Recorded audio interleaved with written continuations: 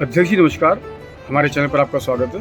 हम चाहेंगे आप अपना एक बार परिचय देते हुए हमारे दर्शकों को थोड़ा कल की मीटिंग के बारे में बताएं जो कि नगर पालिका के ईओ साहब के बीच में और व्यापारियों के बीच में हुई है। नमस्कार नवनीत जी, मैं धर्मेंद्र चौधरी, अध्यक्ष उद्योग व्यापार मंडल संतपुरा हरमुखपुरी कपड़ा मिल विजयनगर जी।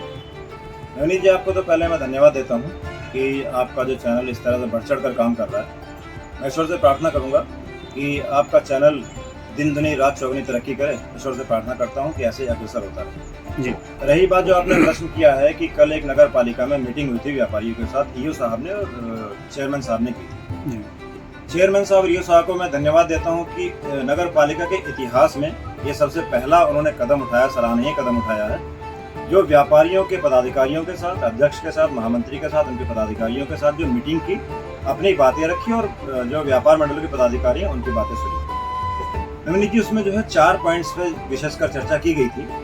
पहला पॉइंट जो था हमारा पॉलिथीन को लेकर था। जो हमारे व्यापारी पॉलिथीन यूज करते हैं, जो नुकसान करती है हमारे जानवरों को, हमारे मानव जाति को नुकसान करती है, जानवरों से खा लेते हैं और कैंसर बन जाता है जी। उसके ऊपर काफ़ी गहनता से विचार किया गया और नगर पालिका की तरफ से निर्देशित किया गया कि जो मानक, जिस मानक में नगर पालिका या हमारी गवर्नमेंट पन्नी उपलब्ध कराती है उसे यूज किया जाए, दूसरी पन्नी को यूज न किया जाए, अदरवाइज उसके लिए चालान किया जाए। जी। दूसरा जो था वहाँ अतिक्रमण को लेकर प्रश्न उठाया गया था हमारे ईओ साहब और चेयरमैन के साहब की तरफ से। जी।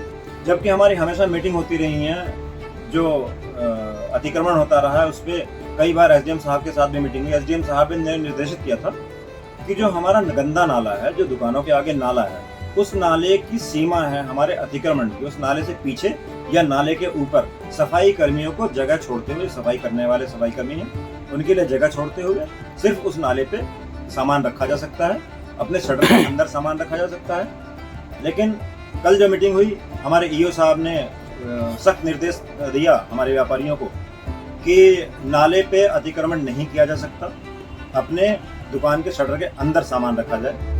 लेकिन ऐसा संभव नहीं है। मैं आपके चैनल के माध्यम से बता देना चाहता हूँ कि हम अतिक्रमण के फेवर में बिल्कुल भी नहीं है, लेकिन नाले की सफाई की जगह छोड़ते हुए हमारे जो व्यापार मंडल के पदाधिकारी हैं, वरिष्ठ पदाधिकारी हैं, महेश तायल जी, संजय गुप्ता जी, डॉक्टर पवन सिंघल जी और जो भी वहाँ सब लोग थे, उन्होंने निर्णय लिया कि जो हमारा नाला है, नाले के ऊपर हम लोग सामान रख सकते हैं और हटा सकते हैं शाम को। इस तरह अतिक्रमण के दायरे में नहीं आता, तो ये बात फाइनल हुई।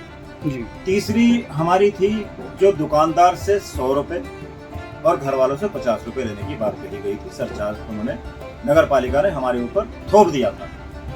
नगर पालिका ने जबकि हाउस टैक्स लेते हैं उसके बाद ये 100 रुपये 50 रुपये वाला बर्डन हमारे ऊपर थोप दिया था। हमारे व्यापार मंडल के विधानसभा अध्यक्ष डॉक्टर पवन सिंघल जी ने सख्त निर्देश से, सख्त आदेश से ये हमारे व्यापारियों को आदेश किया है कि जब तक कि हमारे व्यापार मंडल की तरफ से कोई निर्णय ना हो जाए, हमारा कोई भी व्यापारी, हमारा कोई भी निवासी नगर पालिका को 100 रुपये 50 रुपये नहीं देगा। ये फाइनल डिसीजन हुआ है कल हमारे अध्यक्ष जी की तरफ से। जी। चौथा जो था, ये मेरा अपना एक पेपर मिल का एरिया है, जो मैंने पिछले 1 साल से इस बात उठा रहा हूँ कि हमारे पेपर मिल पर एक शौचालय का प्रबंध नहीं है, जबकि 50-60 दुकानदार हैं यहाँ पर। हमारे ईओ साहब के कहने के बावजूद भी, नगर पालिका चेयरमैन साहब के कहने के बावजूद भी अभी तक कोई गौर नहीं किया गया। मैंने उन्हें रिटर्न में लेटर भी दिए हैं, हर बार लेटर देता रहा हूँ। जी। ऐसे ही मैंने दूसरा लेटर ये दिया है, सबके व्यापारियों को साइन करा के दिए हैं। एक ये है। जी। ये मैंने लेटर इसलिए दिया था ईओ साहब को और चेयरमैन साहब को कि जब अब फरवरी 2025 में हमारे ईओ साहब ने एक फरमान जारी किया था, नगर पालिका की तरफ से फरमान जारी किया था कि अगर कोई भी मोदी नगर वासी सार्वजनिक स्थान पे टॉयलेट करता पाया गया तो उसके ऊपर 500 रुपये का जुर्माना रखा जाएगा। बहुत सराहनीय कदम था, बहुत अच्छा कार्य था, हमने उसके लिए धन्यवाद दिया था।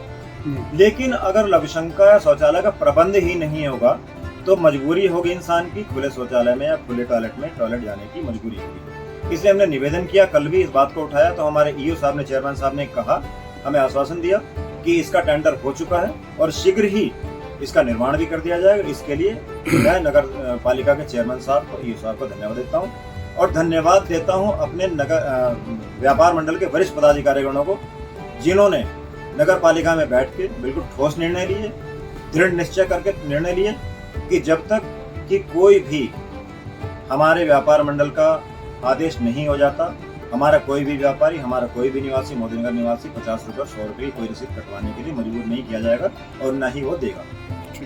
इन 4 बातों पे वहाँ ये निर्णय हुआ। धन्यवाद। आपने अपना कीमती समय चैनल के लिए निकाला, आपका बहुत बहुत धन्यवाद। आज आप यहाँ नगर पालिका कॉम्प्लेक्स में आए हैं, तो इसका क्या उद्देश्य था?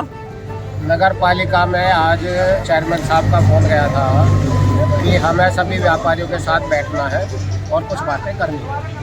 उस संबंध में हमारे सभी जो व्यापारी हैं मोदीनगर के, उनके जो हमारे इकाइयां हैं 20 इकाइयों के अध्यक्ष, महामंत्री और जो मुख्य हमारी ब्रांच है उसके और अन्य जो व्यापार संगठन है सभी के प्रतिनिधि आज यहाँ शामिल हुए। तो यहाँ आने के बाद काफ़ी बातें हुई। कुछ बातें हम सब व्यापारी सहमत हैं, जैसे कि एनक्रोचमेंट पर बात आई, उसमें पहले भी कई बार हमारी एसडीएम साहब से भी और अन्य जनप्रतिनिधियों नगर पालिका भी थी, उसमें भी एक बात तय हुई थी और बात ये तय हो गई थी कि एक नाले की सीमा मानकर उसके पीछे हम सब व्यापारी अपना कार्य करें और नाले पे केवल अस्थायी रूप से ही कोई काम करे, उस पर रख ले सामान, रात को अंदर रख दे कि नाला खुला रहना चाहिए और उसमें सफाई के लिए होल भी बनवाए। उस बात पे हम सब व्यापारी एग्री है और पहले भी हम लोगों ने काम कर चुके हैं। एक मुद्दा आया था पॉलीथीन का। पॉलीथीन पे हमारी पहले भी मीटिंग हुई थी छतरी वाले मंदिर में। हमने तब भी कहा था कुछ समय के बाद आप इसमें जो है थोड़ा सा प्रचार प्रसार भी कीजिए, क्योंकि जनता जागरूक नहीं है। और जहाँ है अब भी हमने ये बात रखी कि आप एक माह का समय देकर जो पॉलीथीन बेचते हैं उनके साथ बैठकर, क्योंकि ये पॉलीथीन मानवता के लिए भी खिलाफ है, मानव जाति के लिए खिलाफ है और हमारे पशु इसको खाते हैं, उससे भी बीमारियां होती हैं, इससे कैंसर भी होने का काम होता है। हम इन सब बातों पर सहमत हैं। तीसरा जो रेडी पटरी वालों की बात आई, उसमें भी हमारा व्यापार मंडल 100% सहमत है कि उनको व्यवस्थित किया जाए, चिन्हित करके उनको स्थान दिया जाए और उन सब लोगों के आईडी बने, कौन कहाँ का रहने वाला है, कब से काम कर रहा है और आगे नए लोगों को जल्दी से स्थान ना दिया जाए ताकि भीड़ ना बढ़े। अब इसमें जो अतिक्रमण होता है, कुछ शहर के बाहर के वेंडर भी टेम्पो में, बुग्गी में उसमें सामान लेकर आते हैं और सड़क के बीच में खड़े होकर सामान बेचते हैं, जो अतिक्रमण का सबसे बड़ा कारण होता है। एक सबसे बड़ी मूल समस्या, जो मूल बात आई, यूजर चार्ज। देखिए, हर आदमी, हर हाउस टैक्स जो आप घर का रहने वाला है वो हाउस टैक्स के माध्यम से उस कूड़े का या वही सुविधा का तो टैक्स वो देने का काम करता है। कॉमर्शियल जितनी एक्टिविटीज़ है उस पर रेजिडेंशियल से डबल हाउस टैक्स हमारा व्यापारी पहले ही दे रहा है। और आज स्थिति ये है, जब से ऑनलाइन मार्केट में काम बढ़ा है, ऑनलाइन के द्वारा 60% हमारा व्यापारी बिल्कुल बेकार हो चुका है। केवल 10% लोगों के काम ठीक ठाक है, 30% हैंड टू माउथ है। ऐसे में अन्य चार्ज बढ़ाना, आज ये 50-100 रुपये की बात कर रहे हैं, कल को ये एक नया टैक्स है। और हमारी केंद्र सरकार या उत्तर प्रदेश सरकार ये बिल्कुल नहीं चाहती कि व्यापारी पर किसी पर टैक्स के लिए बिल्कुल पसंद नहीं है, क्योंकि ये ऑलरेडी हम इसका बड़ा टैक्स दे रहे हैं, उस पर हमारा कोई भी व्यापारी तैयार नहीं है। और अगर इसको हमारे व्यापारियों पर थोपने की कोशिश की तो इसका ज़बरदस्त विरोध होगा और हम इसे किसी भी कीमत पर लागू नहीं होने देंगे। तो जैसा कि आप व्यापार मंडल का प्रतिनिधित्व कर रहे हैं, तो व्यापारियों के लिए कि आपके लिए क्या आदेश है? व्यापारियों के लिए स्पष्ट आदेश है कि आप जो बातें पहले हुई थी, कोई अतिक्रमण ना करे, पॉलीथीन का बिल्कुल इस्तेमाल ना करे, ये बिल्कुल मानवता के खिलाफ है, हम लोग भी इसके खिलाफ हैं। तीसरा, बाकी काम नगर पालिका के हैं और कोई भी व्यापारी जब तक व्यापार मंडल की और प्रशासन की या नगर पालिका की सहमति न बन जाए, कोई भी यूजर चार्ज देने का काम ना करे। धन्यवाद।